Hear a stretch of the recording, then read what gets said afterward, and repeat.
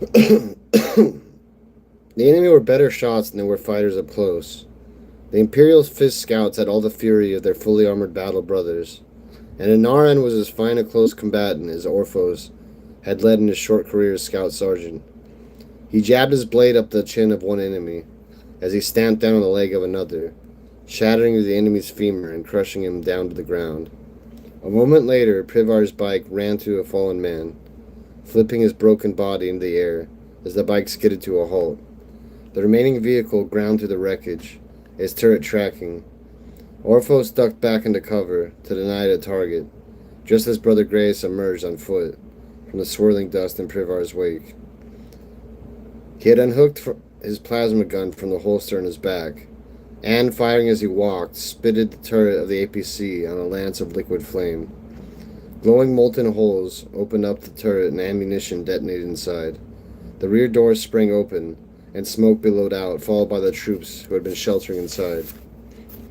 The scouts were all dismounted, and the troops they faced were disciplined and seemingly fearless, but Inaran and Privar were among them, the monomolecular of their edges of their combat knives slashing through flesh and body parts. The troops were unable to pick at the scouts amidst the swirling dust from the bikes and the smoke from the wrecks, but the scouts had the senses of a space marine, and battle instincts served to them almost as keenly as their enhanced sight. Orphos vaulted over cover and ran through the dust, leaping into the troops still tumbling from the back of the APC. His knife found the first at waist height, impaling him to the stomach. Orphos spun and lunged again. He aimed high, avoiding the hell gun the next trooper brought to parry the stroke. The blade punched through the featureless visor, and the man fell limp, dead before he slid off the knife into the dirt. The dust was clearing. Between them, the scouts had killed but a handful of the troops. The nobleman knelt surrounded by the corpses who had been shot down around him, clutching the ruin of his arm to his chest. The wounded arm still held its steel gauntlet and bracer, but hung by a taut strip of tendon from just below the shoulder. His face was pale and growing shock beneath his open visor.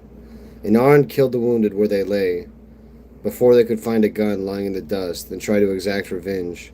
Bolter shots rang out, isolated now instead of rattling volleys, as Brother Vontrez shot the handful who were still on their feet, trying to find cover in the wreckage. Orphos leveled his pistol at the aristocrat's head. Up close, he could see the man was perhaps 50 years old, with the military bearing of someone who had stayed ready to lead from the front, at the age most wouldn't consider the battlefield a place for younger men. A tight black mustache hung beneath his long nose, and were it not for his pallor and sweat, he could have seemed an intense, intimidating man, perfectly suited for screaming orders on a parade ground. "Who are you?" I might ask the same," said the nobleman, but any defiance in his words was nothing compared to the shaking of his voice. "Your city will fall. It will happen soon. You were ready to flee as soon as the first attacks came. What makes you too valuable to leave in Kazeo?" "You have no idea," said the nobleman. "No idea what we are. So talk," replied Orphos, the barrel of his bolt pistol never wavering, aimed right between the nobleman's eyes. "We are the same as you," the nobleman said. "We are but pawns." Orphos saw the man's good hand wasn't just holding his ruined arm. The fingers were working at his belt.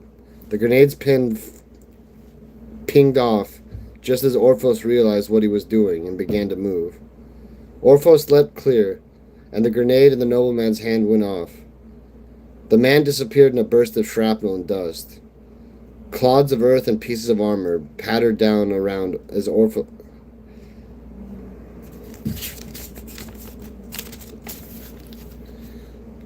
"Filth and damnation," hissed Vontrez. "We would have broken him." "And he probably guessed the same," replied Orphos. "He won't tell us anything anymore," said Grayus. "But these have a few things to say." He was kneeling over one of the troopers, tilting the dead man's visored head. "They're not Aristeia troops." "Are you hurt, brother?" said Orphos. "My pride is mortally wounded," said Graeus. "The rest of us have no complaints." "Then what do you think?" "I think," said Graeus, "that our exploding friend might not have much choice about his escort or where he was going. They weren't his household soldiers, that's for sure." Graeus pulled the helmet off the dead man's head. The cropped hair and cranial scars beneath it did not seem to suggest the gradually uniformed men of the Aristia. Graeus picked photoreactive lenses from the corpse's eyes. Quite possibly, the soldier had not removed his visor for a very long time. "No rank or regimental symbols," said Orphos. "And these are the scars from cortical graphene. Opus does not have such technology freely available. Certainly not for anyone not of noble blood. I do not think this man is native of Opus." "On Myosis Tertius," said Graeus, "our chapter fought with the Third Mendanian Crusade. The Inquisitors sent their own troops, an Inquisitor's personal regiment. They had been mind-wiped so often they weren't even men anymore. They didn't have names or memories. They were programmed as soldiers and nothing more. This man reminds me of them." "It was the Inquisition that brought this crusade down on Opus," said Orphos, "after Kektrup's death. For their troops to be fighting alongside the Aristia makes no sense." "You speak as if there is but one Inquisition, and its members are all of one mind," said Ventrez. "I may not be long a battle brother, but even I know that is not the case." "Bag up a corpse and bring it with us. Graeus, you take to the air so readily I think you can do with the extra weight. Sling it over the back of your bike." "Yes, Sergeant," said Graeus. More rats will be fleeing the decaying craft," continued Orphos. "They will bring with them whatever they cannot bear to be captured. This reason is enough to capture it. Saddle up, brethren. The eyes of our chapter must never close." Scout Sergeant Orphos jumped to the back of their bikes, checking their fuel loads and refreshing the ammo belts for the front-mounted bolters. Then, as the sun began to dip behind the smoking skyline of Gazale, 5 plumes of dust streaked across the battle plains again.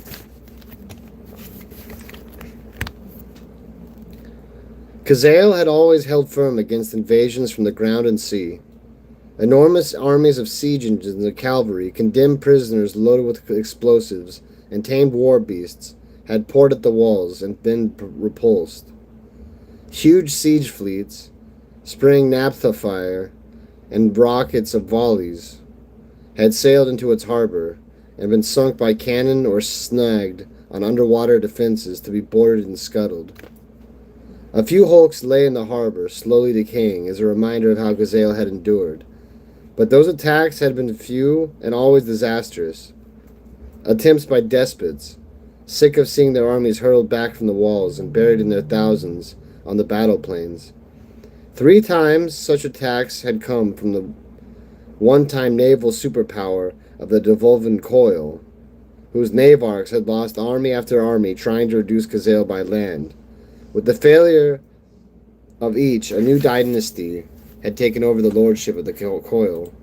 Another attack came from the mad traitor Locasus, who had led a cabal of rogue geniuses, whose masterful weapons nonetheless floundered against the rocks flanking the harbor, or crumbled under the fire from the dockyard batteries.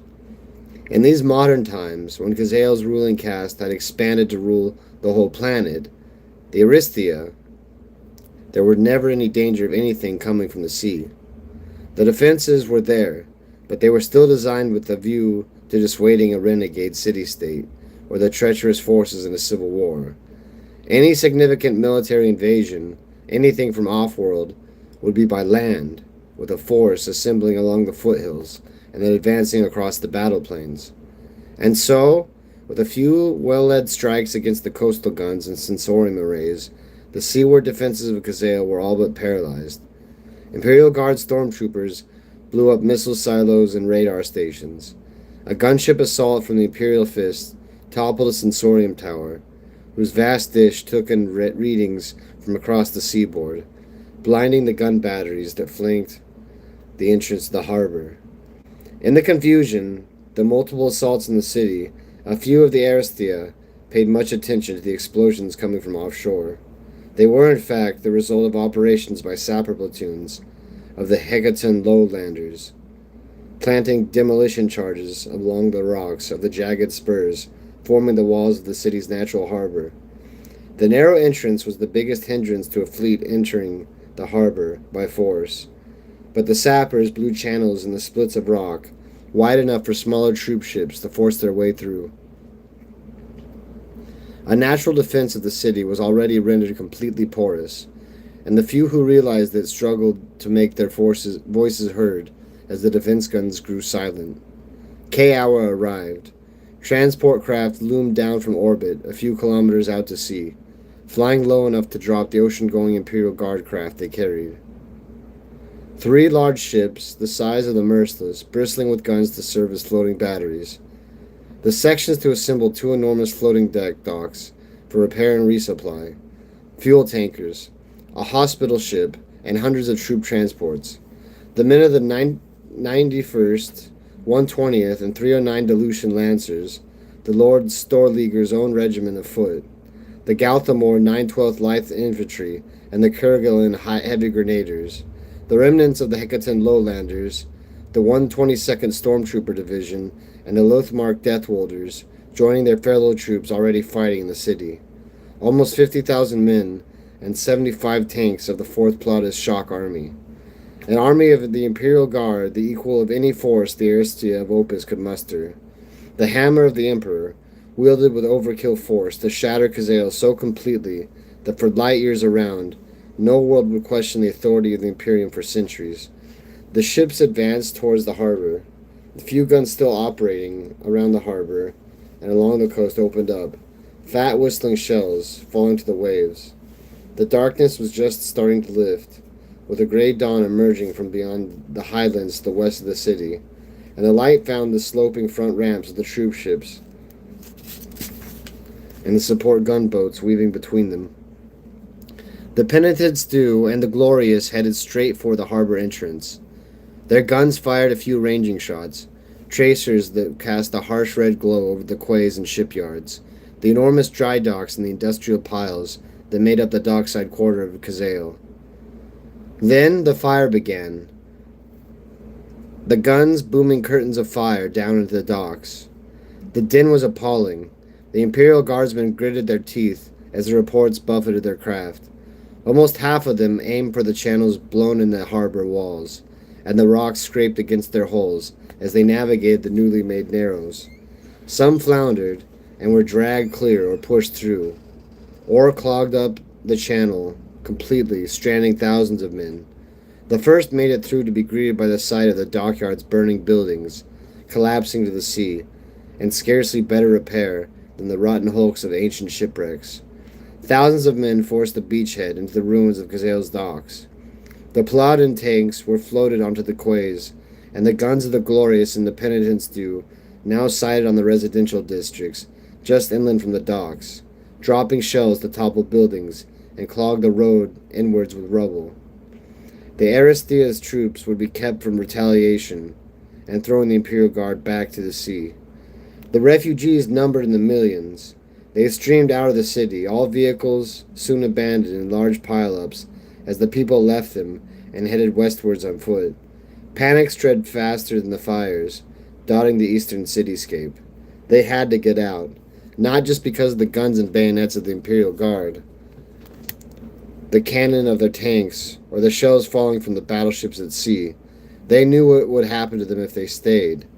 Even if they could not give it a name or describe exactly what form it would take, they knew. They had known for a long time. The lords of Khazael, those who cowed the Aristia in fear and majesty, emerged from their cabals and lairs, from the ancestral tombs they infested, and the regal spires given to them in tribute. They demanded an army. Those who did not kneel and take up arms would be changed into whatever the lords of Khazael needed. The people of Khazael fled in such numbers The streets were crammed with them, clambering over one another to get away from the fate they feared to imagine.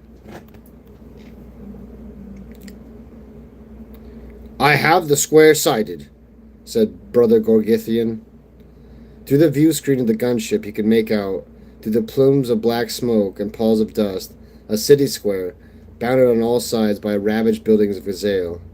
A couple hours ago it had been one of the most upmarket places to live, separated from the flesh pots near the docks by a canal that acted like a moat against the city's poverty. Grand column frontages looked down on a square of elegant tilted mosaics, watched over by dozens of equestrian statues of aristocratic generals and rulers. One magnificent spire rose at the southwest corner of the square, almost twice as high as anything else nearby, crowned with lion heads and flying the flag of several lesser houses of the Arstia.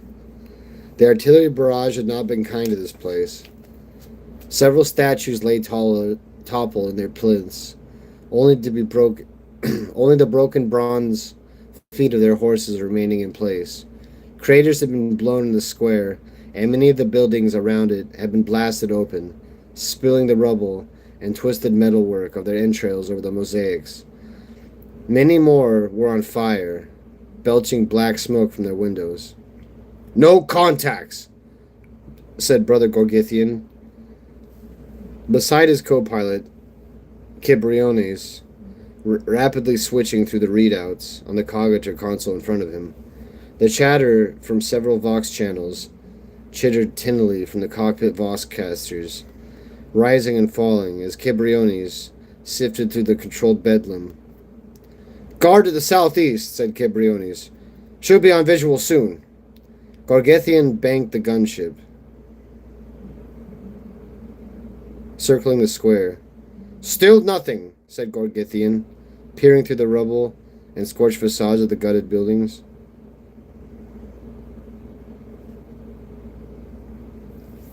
"There they are," said Gibriones. "Everything that we know says Kazale will fight."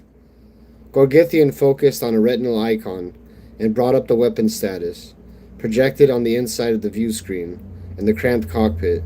Everything was edged with the pale green and winking red of weapons readouts. The Shadowhawk had started its life as a Thunderhawk gunship, used to transport Space Marines of the Imperial Fists, and provide them with air support once they were on the ground. But the Chapter Armory had transformed it into something very different. The Shadowhawk, based on some of the oldest standard template construct fragments ever recovered by the Tech Priest of Mars, was a dedicated weapons platform, its passenger compartment sacrificed to house the craft's missile batteries and ammunition stores. The readout confirmed a full missile load, targeting array and autocannon online, countermeasures loaded and ready to deploy. The chapter had christened her the Sanctifier.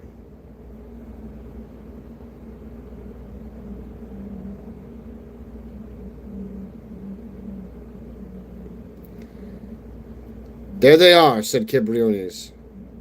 In the southeast corner of the square could be seen a trio of tanks advancing, wearing the blue and gold colors of the 4th Plottis Shock Army. They were equipped with dozer blades that forced through the rubble. All the artillery barrage had left of the streets east of the square. Alongside them walked a couple of hundred men of the Imperial Guard, their gray camo body armor marking them as Kergarian heavy grenadiers. At this height, Gorgithian could make out the heavy weapons teams hauling wheeled heavy stubbers and las cannon, and the grenadier units, sweeping the windows and doorways around them with las guns. "Sanctifier, we see you," said Kibriones. "Axfall Squadron, 4th Shock," came the Vox reply. "Good to have you, Sanctifier." "Kilgarian welcomes you, Sanctifier," came another voice, that of the guardsman's Vox operator in the streets below. "Still clear," said Gorgithian. "Report contacts." "Getting reports on both flanks," said Kibriones. The pick screens were cycling through Vox frequencies, the voices of the various guard operators appearing as juddering, jagged crimson lines in the screens. "Doesn't seem organized. Militia and household troops. They're running or being mown down." Down below, the Kilgarians were walking across the square to the open. They clung to cover provided by the fallen masonry of statues, their old soldiers' instincts automatically steering them away from the open. The lead tank rode up over a fallen statue, treads grinding over through the torso of a bronze horse. "Wait!" said Gorgithian, and almost without registering on his mind, movement scuttled across the corner of his vision. Even a space marine, whose peripheral vision was among the many senses augmented by its transformation into a battle brother, could have easily missed it. Gorgithian had been a pilot, attached to the chapter's armory, and tech marine, and since he had been recruited by the Imperial Fists, he saw everything on the ground. He had the eyes of a bird of prey. Gorgithian looked closer to the buildings, alongside the square's north edge. He was certain he had seen someone, moving there, perhaps a window or a doorway. A body lay, surrounded by crimson, spattered across the paving slabs. At the foot of one of the buildings, many had died in the first bombardments, and many had no doubt been blown from the windows or chosen to jump to escape the fire still smoldering in many of the buildings. But this body was still bleeding. Crimson was spreading behind it. "Be advised on the ground," voxed Gorgithian. "I see possible contacts to your north."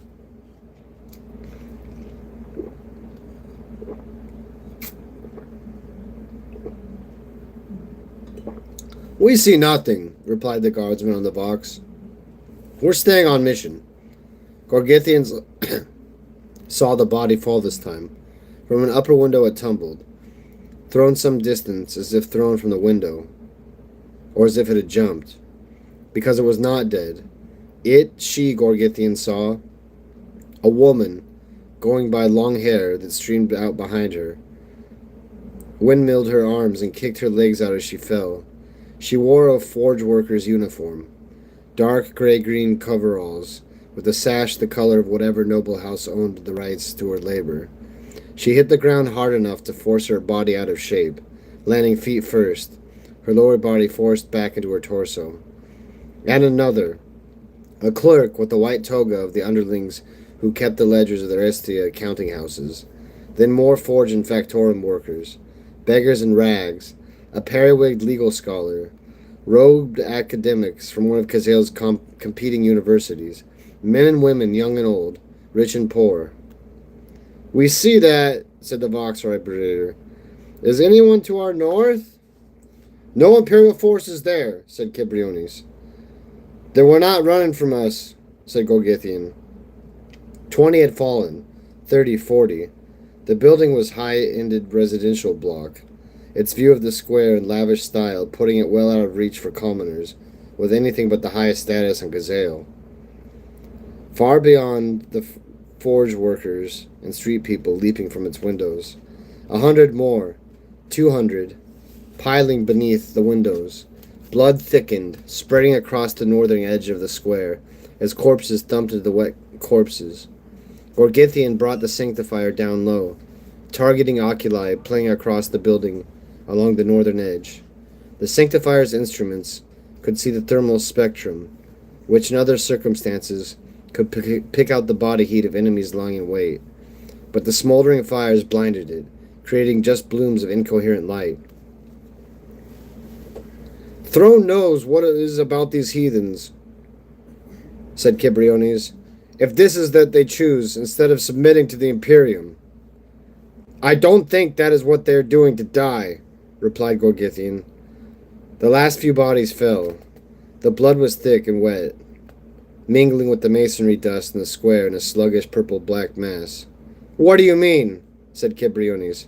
"I think it's a sacrifice," replied Gorgithian. He opened the box channel to the ground. "Sanctifier here. Potential moral threat. Moral threat to your north." "What is it?" asked the Kagarian box operator. "Something that needs blood," replied Gorgithian. The tall building to the northwest corner shuddered, as if explosives had been detonated around its foundations. The front of it fell away, and dark purplish light blazed out, as if the buildings were just the false front of a deep cave lined with growing amethyst. The light filled the cockpit of the sanctifier, obliterating the view screen layout. The sound of orders and yelled curses came from the Voxling to the ground. The pick screens in front of Cibriones flickered and went dark. The Sanctifier yawned as a shockwave hit it. The air pushed outwards as something forced its way into reality. Rubble slewed across the square from the flayed tower. A shape like a vast bird with long coiled feathers of multicolored fire swept out of the purple blaze. At its center was a humanoid shape, a woman. At first glance she was beautiful. Her perfect body was pale and flawless as a sculptor's marble. But her arms or legs ended in sprays of feathers, and her eyes were not eyes at all, but black hollows that bored through her face and gave a glimpse of a void that contained within her. What seemed at first to be her hair were strips of skin, extruding from her scalp and fleshy mass that fell halfway to the ground. She had wings, too, a huge spread of burning feathers that unfolded from behind her. She held up an arm, and the feathers unfurled and coiled like fronds of an underwater plant. With a gesture, she cast a long line of pink fire across the square, rushing out from a point beneath her feet.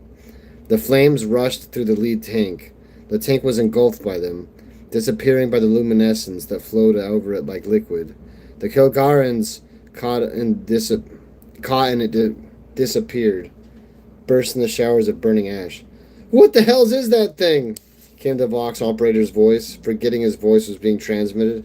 "Sanctifier is engaging," Vox Gorgithian, and fired the vertical engines that forced the Shadowhawk higher over the battlefield. Las fire streaked over the abomination. A missile spiraled towards her and detonated a short distance away, as if it had struck an invisible sphere surrounding her body. No, not her body, its body. Gorgithian told himself it was not a woman. It would have to be human to be a woman. And it had shed whatever humanity it possessed long ago. He aimed the nose of the Sanctifier at the center of the blaze surrounding it, and the targeting runes lit up. The Archaeotech targeting systems, using technology from before the Imperium's founding, seemed eager to launch everything it had at the moral threat. It seemed to know, quite possibly given the antiquity of the Cogators, which houses machine spirit, it did. The 6 missile pods, whose bulk replaced the passenger compartment in the Thunderhawk chassis, rumbled angrily as a salvo was chambered and the rockets primed. The Cogators shuddered, throwing incandescent launch paths across the viewing screen in front of Gorgithian. Piloting the Sanctifier was more than just a question of aiming the craft's weapons. Gorgithian had learned to hold it back until the time was perfect. The Shadowhawk arrowed downwards, plunging steeply towards the target. A wave of pink fire sighed just towards it, scouring along the tip of the fuselage, just off target. The abomination's eyes turned towards the Sanctifier, and Gorgithian was sure those windows into the void were focused right on him. A ring of runes lit around her inhuman face. Targeting solutions rattled past. Gorgithian slammed a fist onto the firing stud in the instrument panel. The Cogator seemed to roar into light, the sound mingling with the shriek of the missile exhausts, igniting. A salvo of 6 missiles, each tipped with a Harbinger warhead, lanced towards the abomination. Each one split into a dozen bomblets, and every bomblet burst into a shower of silver flame and shrapnel. Gorgithian yanked the controls to one side, and the Sanctifier shuddered in the shockwave from the exploding missiles. The gunship rose on the wave of superheated air, carrying it over the heat of the abomination and through the fan of the flame that adorned its wings. Arrows of fire spat up at the gunship. The craft flipped, one wing struck, and Gorgithian shut down the main engines and gunned the landing jets. The craft fell for a second and a half, spinning tiles of the square sprinting towards it. The jets fired independently as Gorgithian's gauntlets danced across the instruments, forced it level and arrested the plunge. The abomination, thrown back by the volley of explosions, slammed into the front of the square's northern buildings. The void bled from her eyes, liquid blackness running down her face like tears. She shrieked, perhaps less at the pain and more at the indignity of being thrown out of the air and sprawled like a discarded toy. "Terra's hearth," said Cibriones. "It bleeds at last." Damage? Said Gorgithian. Left wing is hold, came the reply. Left bow jet burned out. Good, said Gorgithian. We can still fly and shoot. He swung the gunship back around, just a few meters above the ground, nose panning across the square. Wait, said Kibriones. The north side, more of them. Gorgithian could see them. They were not sacrifices. They were armed. They were soldiers. Most of them were drawn, by the looks of it, from the forces of the Aristia. Their bright uniforms, however, were unkempt and ragged, and they were a mismatch of household colors. Mixed them with the same random assortment of Kazael's social classes that had been thrown themselves in the buildings above. They carried lasguns and autoguns, a few heavy stubbers, swords and knives. Several hundred of them were emerging from the shadows around the buildings, advancing over the bodies of those who had died a few minutes earlier. And there was something appallingly wrong about them. It might have been the pallor of their skin, either dusty white or the lifeless gray-brown of asphalt. The way they shambled, the way they walked, snapping shots less in hope of hitting anything, and more because some old instinct told them that's what soldiers did. Most importantly, it was their faces. The same void that filled the abomination glimmered behind their eyes too. Contacts north! Kilgarran, 4th Plautus. Shock, you have enemy militia approaching in strength from the north. Gorgithian could see the Kilgarrans responding, already in disarray from the multicolored flame raining down amongst them. They now scattered and leapt into the cover afforded by the collapsed buildings of the square. The 2 remaining tanks took aim and hammered battle cannon shots in the approaching enemy, throwing bodies in the air. The enemy did not stop. They sped up, breaking into loping runs. They barely seemed to notice the lasgun fire from the Kilgarrans that mowed them down in 10s and 20s. Their own fire did barely anything to the armored, disciplined guardsmen. Gorgithian aimed the Sanctifier into the enemy ranks and sprayed assault cannon fire into them, and the kill was huge. 50 militia must have died as the Shadowhawk gunship yawed sideways, the Cogathers hungrily rattling through ammo belts to tally the kill. Gorgithian could see the enemy up close now. Their humanity had been shorn from them, as surely from the abomination, now spreading from its burning wings again. They charged into the Kilgarrans, even as the guardsmen's guns mowed down another 100 of them, their bodies sent sprawling, spraying gore across the square. The enemy tore open their uniforms and jackets and overalls. Beneath them, they had long, straight slits running from collarbone to waist, like lipless vertical mouths. The mouths opened, revealing shuddering masses of polyps that clung to wet redness inside. The polyps burst. A grayish haze flowed over the guardsmen. Every biological weapon alert in the cockpit of the Sanctifier lit up at once. Kilgarrans, bioweapon alert! Said Gorgithian. There was no reply, just the scratchy echo of lasfire and screaming over the Vox link. Kilgarran, come in! This is... I can see it. I can see the hells. Right to the center of the world, came the Vox operator's voice. Kilgarran, please acknowledge. Bioweapon alert. It is the end. I can see the end of it all. Whole worlds boiling down there. They're all my brothers. I belong here with my family. Beneath the Sanctifier, Gorgithian could see guardsmen collapsing under the cloud of spores emanating from the enemy troops, or shooting one another, or weeping or dancing. The enemy were cutting their throats. One of the remaining Plautus tanks exploded, throwing its turret high in a bouncing cloud of detonating ammunition. It's a general retreat, said Kibriones, monitoring the command channel. Abandon open ground and dig in. Gorgithian tried to cover the Kilgarran's retreat, but there was little he could do. The enemy were many, and he could only kill so many of them. The Kilgarrans dug in one of the lower floors of the buildings, south of the square, and once inside they were on their own. The enemy were wheeling missile launchers and autocannon on limbers across the square, and even a couple of lascannon from the armories of the Aristia. Gorgithian pulled the Sanctifier up and back out of range of the heavy weapons. From here, he could see the fires of the battle added to the blazes begun by the naval bombardment. Buildings were alight with gunfire in their windows, and narrow streets were choked with the living and the dead as they fled or tried to advance. Everywhere the Imperial Guard were falling back. When every strategy of the Guard colonels had assumed they would face unopposed into the heart of Khazael in a couple of hours, Gorgithian flew back towards the Imperial lines, around the docks to refuel and rearm. He could fly out again soon, he was sure, but not to harry the defeated enemy everyone assumed would flee before the Guard. Instead, Khazael had proven it could fight back.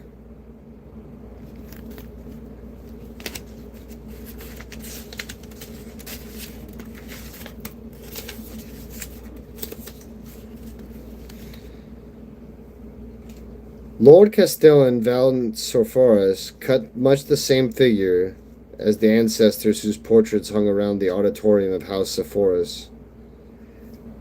On a smaller man, his gut would have made him obese, but on him, it somehow made him even more kingly than the bottle green velvet and ermine trim in which he was enrobed.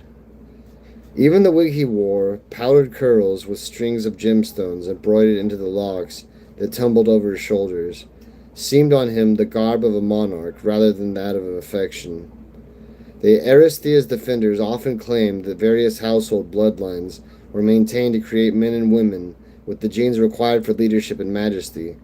Lord Speaker Castellan von Sepphoris was a man they pointed to when they asked for proof.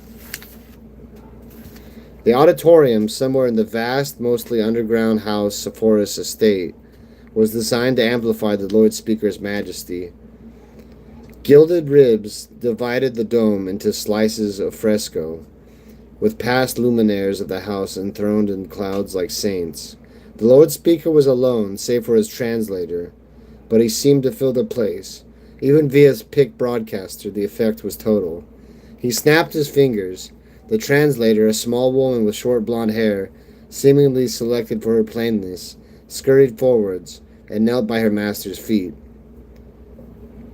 "I shall stoop," he said via the translator, "to addressing you in the tongue of the common Imperium, though its sounds shall not sully my mouth." The Lord Speaker's own words were in the breathy, booming language of the Aristea, an old tongue that was still illegal for commoners to use, extinct outside the most senior of Opus's aristocracy. "As the Lord Speaker of our people, the one to whom the responsibility for Opus's place in the galaxy falls, I am to be considered the greatest authority on this world, as far as the emissaries of the Imperium understand it. Therefore, the whole of Opus is bound to my word. In the last 3 hours, the determination of Opus to resist the imperial tyranny has been demonstrated. My world will not kneel and beg for forgiveness. Our only crime was the execution of a malefactor who sought to denigrate the name of the Aristea with his accusations. Lord Inquisitor Ketrips was justly slain by ancient laws of Opus. The Imperium's invasion of my world is, similarly, a crime, and like any crime, punishment will be exacted. Every man and woman you send to Opus, lords of the Imperium, will die in these streets of Khazael, and everywhere else you care to fight over. We are not alone in our fight, and our allies will fight just as fiercely as we do. Our whole population is at our disposal. If our lives must be spent to throw your verminous kind back to the void, then spend them here we will. Not the Imperial Guard, nor the Navy, nor the Adeptus Astartes themselves will sway us from our course of freedom and independence. Leave Opus, and you will suffer nothing but the humiliation of your loss. Stay, and you will die. This I swear, by the swords of my ancestors and the very stones of Opus." Lord Castellan Velsophoris snapped his fingers once more, and the translator crawled back towards him, out of pickshot. It was a final sentence, again in the language of the Aristea, but even without translation, the look on his jolly, furious face gave little doubt it was the most venomous insult in the long history of Aristea politics. Then the broadcast concluded.